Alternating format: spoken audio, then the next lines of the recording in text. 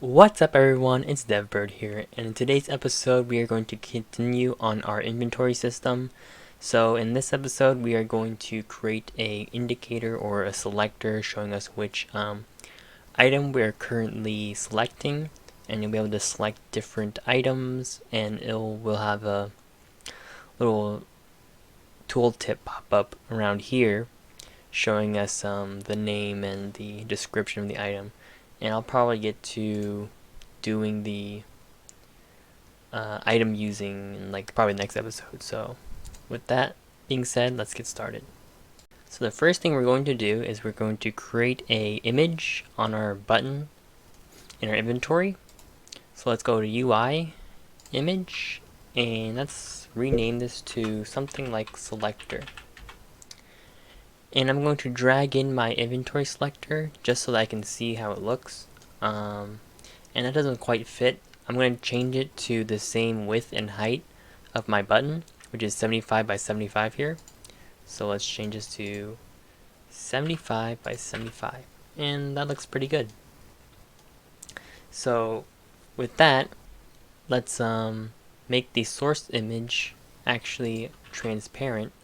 So I have a little transparent sprite here that's just literally nothing, and I'm going to set it to that, and then I'm going to hit apply. And now if we look at all our other buttons, they all have a selector now, and it's just empty, which is fine.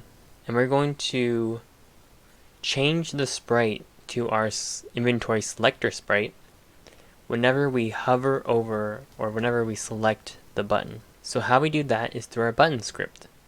And you see here, our transition says color tint. And so what that does is whenever we hover over our button, it's going to change the color of it. But instead of changing the color, we are going to change the sprite. So we have sprite swap, and this is the target graphic here, this button, but we don't want this button to be the target graphic. We want our selector to be the target graphic. And so what we want to do is change the sprite of the selector to the correct one, which is our inventory selector. So it's going to look like that. And so whenever we highlight the sprite, instead of none, we're going to drag in our inventory selector sprite, drag that in there, then just hit apply. And now all of our other buttons have that. So if I hit play,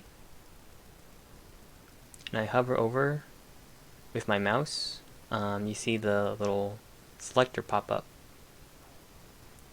And so that's how you can do that. But we're going to use our keyboard. We're not going to use our mouse. So let's see how we can do that. Alright, so first of all, let's figure out how we can open and close the inventory, because right now I just have it open at all times. So let's go over to our inventory manager, and we're going to create a few references. So let's just have some area called references, and we are going to create a reference to the UI. So let's say public game object inventory UI, and then we're going to need a public button, but notice how button doesn't pop up.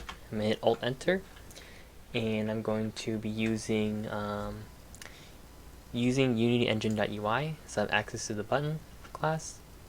And then I'm going to call this first button. And this is going to be reference to the first button in our inventory. Alright, so first of all, let's do our inventory UI, making it pop up. It's going to be quite simple actually. In our update function, it's going to be public void update. Well, actually, probably make it private, just so that you can't use it in other scripts. So we have private void update, and we're going to say if input.get key down, and we'll say keycode.x. In my case, you can be whatever you want. We're going to say inventory UI, no, the lowercase inventory UI with a lowercase dot set active, and here we're going to set it active to the opposite of itself. So active self, and then we're going to say put a little exclamation point saying which pretty much means not, or the opposite of. And so active self gives us, or lets us know if it is active or not active. And so if it's not active, it's going to do the opposite of it, and so it's going to make it active. And if it's active, it's going to make it not active. So it's basically just going to, it's basically like a toggle. And with just that, let's go back to our managers. We're going to set the references now. And we have inventory UI. We're going to drag in our inventory.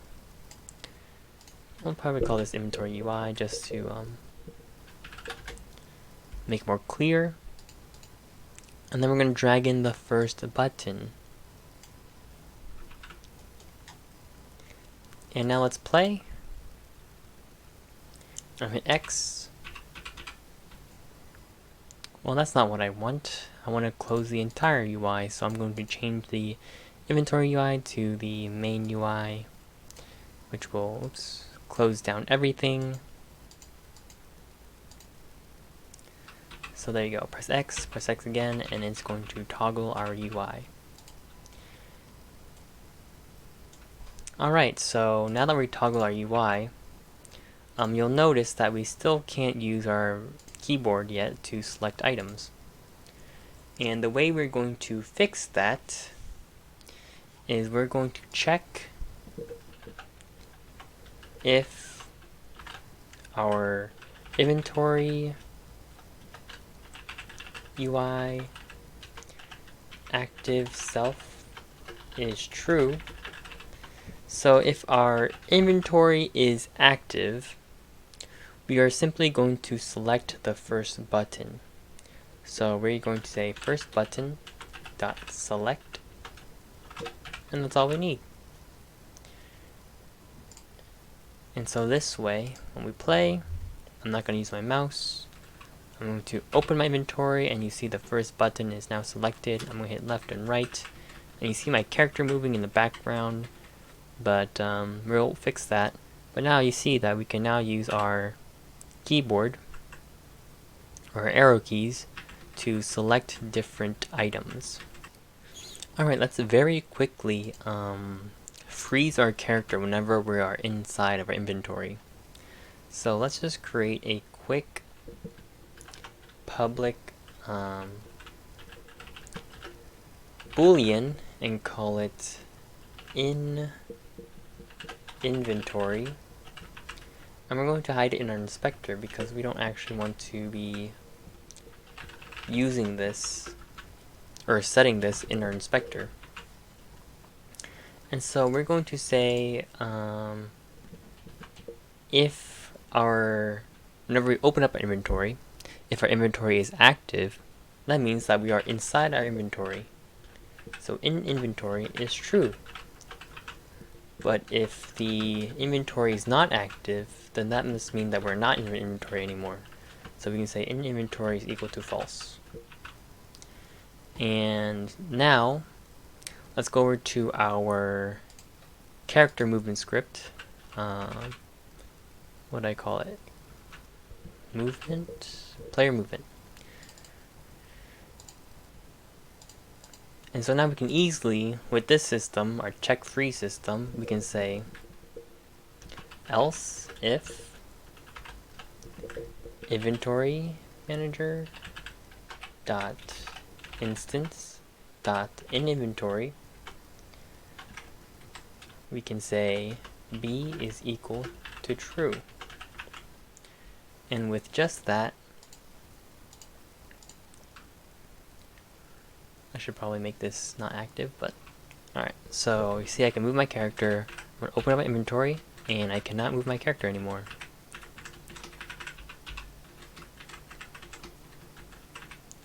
Alright, so we have that.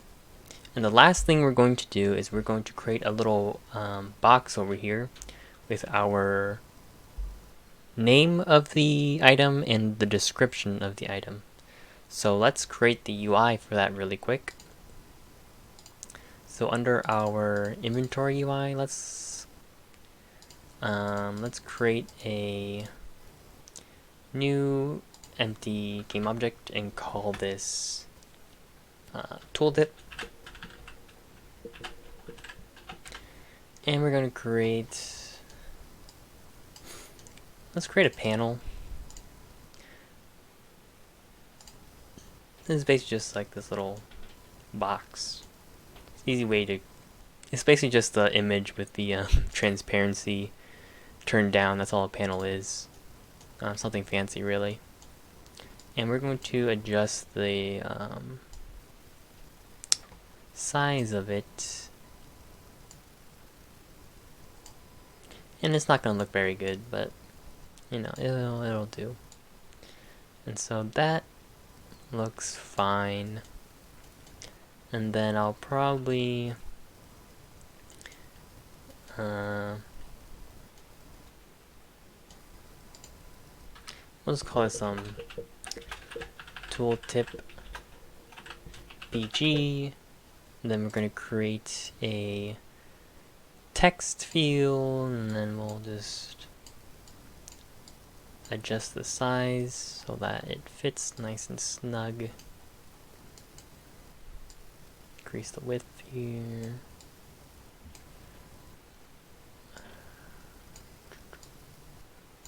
Alright, so that looks just fine. And it's a little hard to read, so I'm just going to make it white. And I'm going to add an outline. And that looks fine. So I'm going to add some random text, make sure that it looks okay.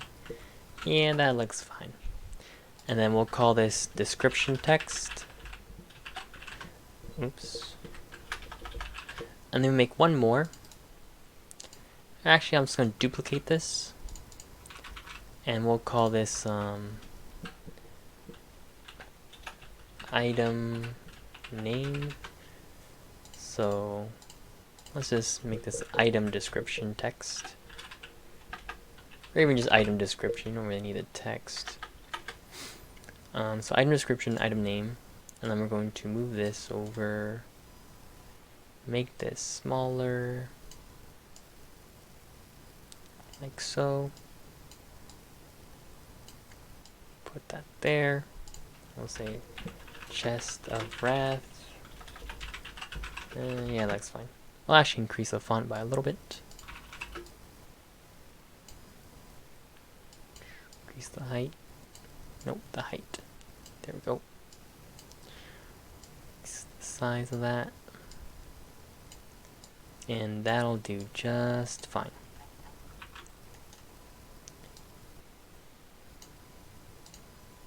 Oops, I'm gonna make it centered. Okay, so let's get rid of that. And so now we have our item name and item description, but now we need to hook it up. And so the way we're going to hook it up is we're going to create a new script. Let's go to inventory, and we'll call this item selector. And I'm going to get rid of all of this because I like starting brand new, fresh slate. Alright, so first thing we're going to need to do is be using the Unity engine .event systems, because our buttons utilize the event systems, and we need to be using the iSelect handler interface.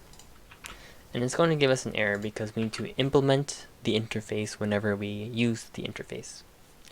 So we're going to implement it. And the way we implement it is we're going to say public void on select, and then on select, and then we'll say base event data, and then we're going to do that. And then now our interface is happy because we are now implementing the select handler. And so what this does is it'll call this piece of code whenever we select the button. And so what do we want to do whenever we select the button? What we want to do is we're going to be setting the inventory or the item name and description. That's all we're going to do. And so what we're going to do is make a private inventory slot. We'll call it inventory slot. And then we'll say on start slot, inventory slot is equal to get component, and we're going to get the inventory slot.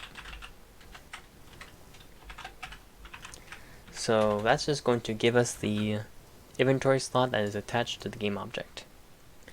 And then we're going to say if the inventory slot dot item is not equal to null. So that means that we have an item in our slot. What do we want to do? Well, first of all, we're going to need to create some references to the item name and item description. But we don't want to do it here because then we have to do it or set the reference to all of the slots, which is going to be really annoying to do. Instead, we can just set it in our inventory manager, and we'll say public text, and we'll say item name tooltip, and then public text item description tooltip. And we'll go back to our item selector, and then we can say inventory manager dot instance dot item name tooltip dot text is equal to the inventory slot dot item dot name, or my name. And then we're going to do the exact same thing here. We're going to say inventory manager dot instance dot item description tooltip dot text is equal to inventory slot dot item dot my description. And there you have it. Our inventory manager instance, the tooltip, the item name tooltip is going to be equal to the inventory slot item name, and then the description is going to be equal to the item description. But what if there is no item in the inventory slot? What do you want to do? Well, we can say else. We can set it equal to an empty string. And so we're just going to copy this, paste that, and then we'll say equals to quotation marks, which basically means just an empty string. Then we'll do that here. So I copied over my inventory item description tooltip, and I'm going to do the same thing, make it equal to empty quotation marks. And the last thing we need to do is we need to set the reference. So let's go back to our managers and say item name tooltip, drag in the item name, item description tooltip, drag in the item description, and we're going to hit play. And you'll see that we don't have any items, but let's go add in some items. And so I'm going to add some items here. And I did not put the script on our button, so that's why it's not working, because it's not even in our game. So let's go to inventory UI, go to our buttons, BG, go to our buttons, and we're going to drag in our item selector into our game object, and then we're going to hit apply. So you see here, inventory slot equals get component inventory slot. We're getting this component right here, inventory slot. So we're going to add in some items real quick, then close it, open it, and there you have it. If I select nothing, nothing happens. if I select an item, the item name and the tooltip or the description pops up, and I made another item. So I'm going to go over to my debug test.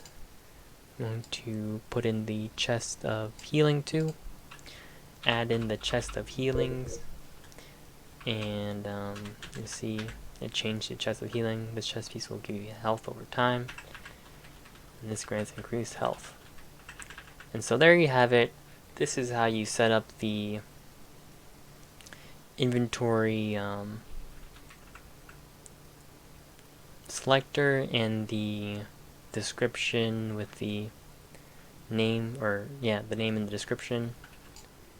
Alright, before I go, one last thing is that if you try to close the inventory, or have it closed by default and then try to open it, you're going to get a error, and that's because the item selector cannot get reference to the inventory slot. And the way we remedy this is we have it open by default, and then we can go into our scripts, and we're going to just add a quick script. Just say hide on start, and on start we're just going to say we are going to say inventory manager dot instance dot inventory UI dot set active to false. And what that's just going to do is just going to hide our inventory at the start of the game. And we're going to attach it to, let's just say, our managers. Why not? You can just sneak on in there. We can just hide that. And then one more thing you have to do is go to your inventory selector and change it from start to awake. And what that does is it basically will happen before start.